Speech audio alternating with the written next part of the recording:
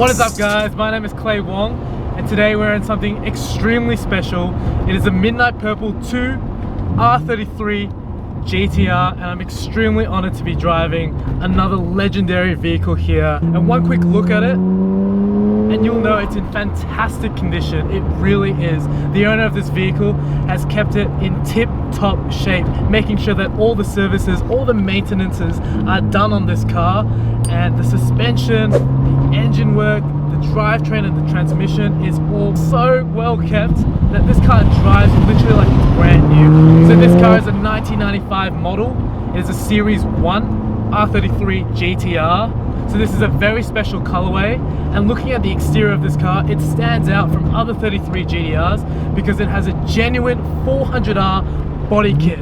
And this body kit is extremely rare. You can look at the back of these parts and it shows you the actual part number. In order to buy these genuine parts, you would have to have a 400R to order these parts. They're extremely rare, and you know the numbers on the 400R, there's only about 50 of them worldwide. So very, very rare piece of kit on this car, which distinguishes how special this R33 GT-R really is.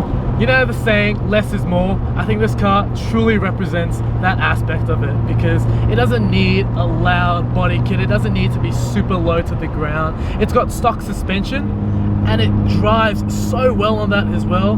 It doesn't need to be slammed with big wheels. This car speaks period correct.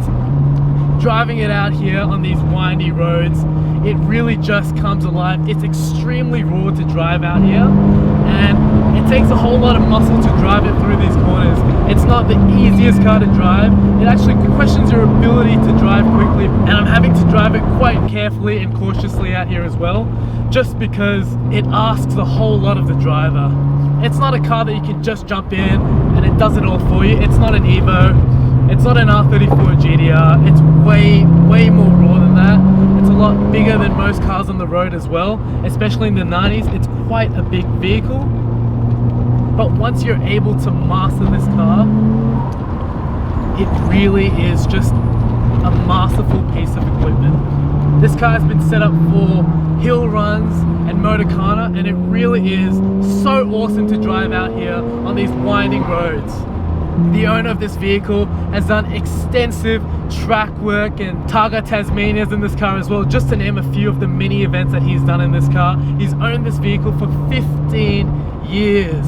He's pretty much the only owner of this vehicle here. This car handles exceptionally well, and he's fine-tuned it to such a level that it performs absolutely amazing out here. Well and truly honed for these streets, that it's taking everything that I'm throwing at it very, very well.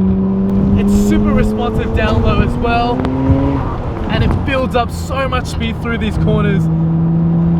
Thank God we've caught some traffic. I can catch a breath. The car actually really eggs you on. It wants you to drive faster and harder, but it's questioning my confidence and my skill level, which is actually pretty low anyway.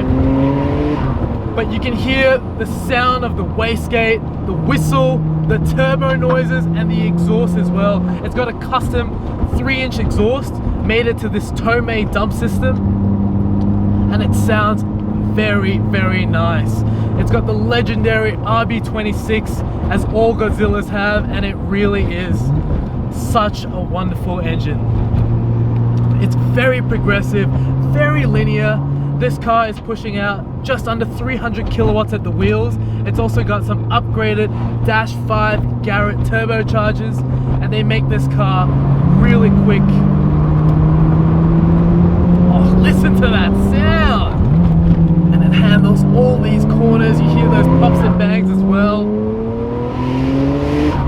It is so intoxicating. It's a really great driver's car. This car really involves you. Wow. I love cars of this era. It's all about you and the car and the tarmac beneath you. It's all about driving, and this is so much fun. Cars these days really lack that driver involvement and that driver feel. You feel so much feedback through the steering wheel. It's a hydraulically assisted steering wheel, but it doesn't take away from the driver engagement and the feel that this car has. It really is such a special experience. You feel so connected with the car, you know exactly where the wheels are pointing. Yeah, and it's very easy to speed as well.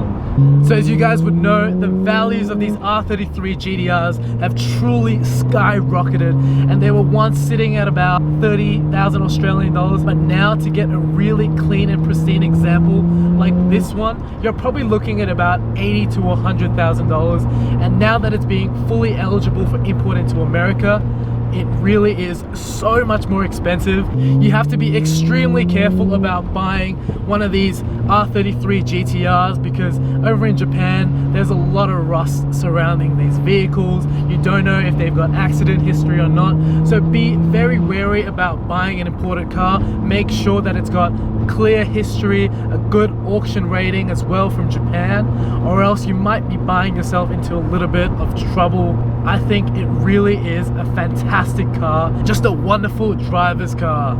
A huge shout out to the owner for letting me drive and review this spectacular vehicle. It's honestly been such an honor. I've had a blast driving it, so huge props to him. That concludes the video, guys. If you guys liked it, please give it a thumbs up. In the comments below, tell me what you like about the R33 GT-R, and as well as that, consider subscribing because it really helps out the channel.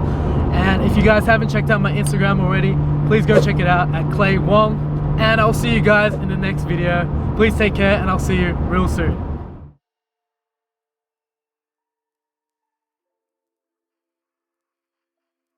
got pocket rocket 40 with 30.